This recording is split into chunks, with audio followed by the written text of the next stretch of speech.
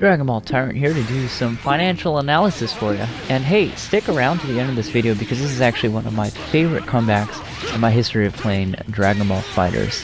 There's been a lot of discussion around the financial success of this movie, and a lot of that has actually been underplayed because people are not really looking at this the way they should be. And it's actually making Dragon Ball Super Broly look less successful than it actually is. First of all, people are only looking at the numbers for this movie domestically, which would cut its total gross into a third. And secondly, they're only looking at the total amount of gross and not considering the amount of money this movie has made per movie theater. Before I move on, before I forget, and this is why this video is so short, I am squeezing this video creation process in before watching Dragon Ball Super Broly for a third time, so pardon the brevity here. Let's just jump right into this. First, domestically, Dragon Ball Super Broly has now surpassed all anime movies, including Miyazaki films, the Studio Ghibli films, except for two movies, Pokemon the first movie and Pokemon the movie 2000. And that's when Pokemon was gigantic in the United States, when kids everywhere had Pokemon cards, and it was at its peak of Pokemon popularity, which is often synonymous with many childhoods for those in the United States in the 1990s and early 2000s.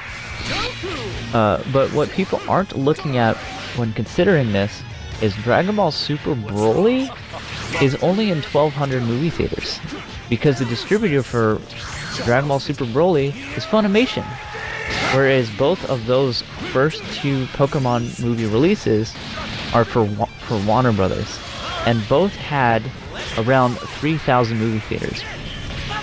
So with those Pokemon movies, they have well over twice as many movie theaters available to sell tickets to.